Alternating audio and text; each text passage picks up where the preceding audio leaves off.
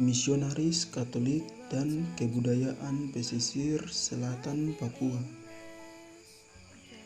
Misional Katolik termasuk misionaris dari Tarekat atau Ordo Misionaris Hati Kudus atau MSC.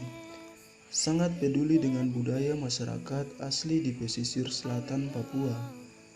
Para misionaris MSC misalnya menyusun kamus bahasa Yakai dan menerjemahkan sejumlah cerita kitab suci ke dalam bahasa masyarakat adat di pesisir selatan Papua itu. Hal itu disampaikan Pastor Alberto Setio MSC selaku pembicara dalam Semiloka, sejarah masuknya gereja Katolik di Papua yang berlangsung di kota Jayapura sejak Senin 21/3/2022. Pada tahun 1938, Pastor Glabe MSC dipindahkan ke Kokonao. Di sana ia mempelajari bahasa Mimika. Tak lama ia dipindahkan lagi ke daerah Mapi dan dalam beberapa bulan saja menyusun kamus kecil bahasa Yakai, kata Pastor Alberto Setio MSC.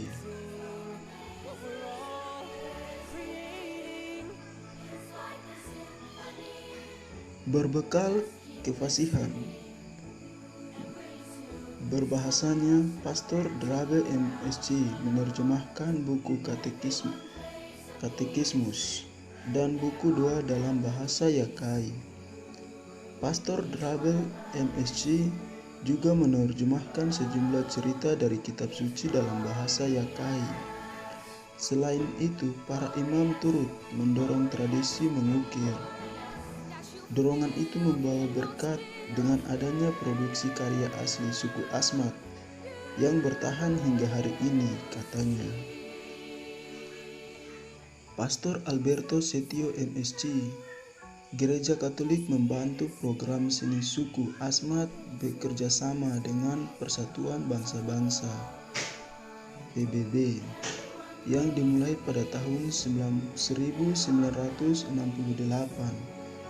2 tahun kemudian, Uskup Agats Alfonsus Agus Sewada OSC melalui pembangunan Museum Seni Budaya dan Perkembangan Suku Asmat di Agas.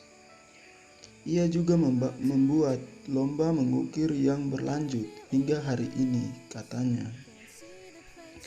Pastor Albert Setio MSC mengatakan keterbukaan gereja Katolik akan inkulturasi dikarenakan keyakinan bahwa Tuhan datang untuk semua orang dan orang-orang bukan Katolik pun berhak memperoleh keselamatan.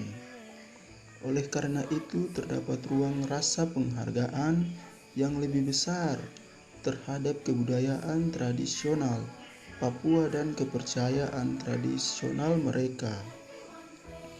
Pola berpikir itu pula yang mengantarkan gereja Katolik untuk selalu kembali kepada kecenderungan membantu orang-orang Papua, kata Pater Alberto Setio.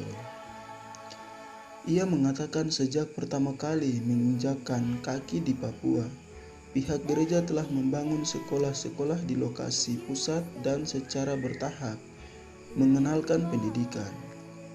Kesejahteraan juga menjadi perhatian utama dengan awal pemberantasan penyakit kelamin dan penyakit frambusia bersama dengan gerakan untuk mengalahkan kebersihan khususnya air minum, katanya.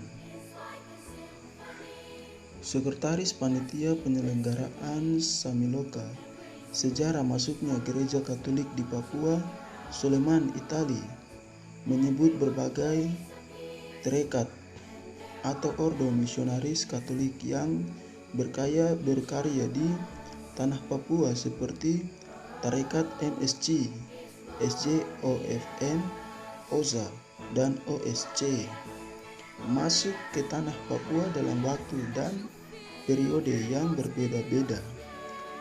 Hal itulah yang melatar belakangi Samiloka sejarah masuknya gereja Katolik di Papua.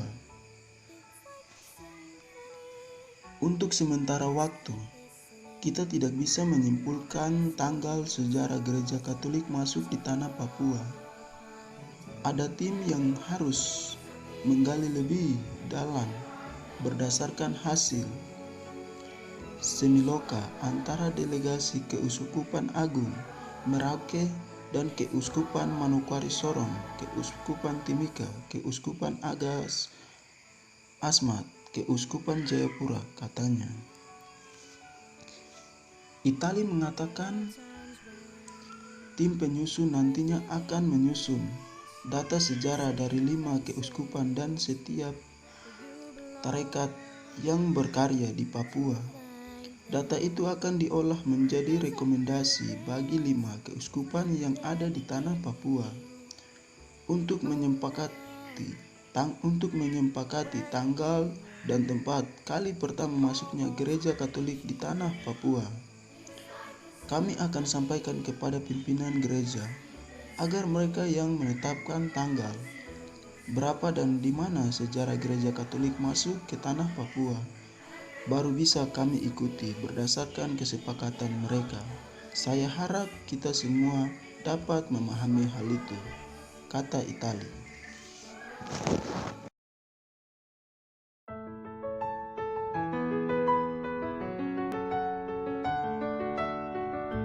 There are times when you might feel aimless. You can't see the places where you belong.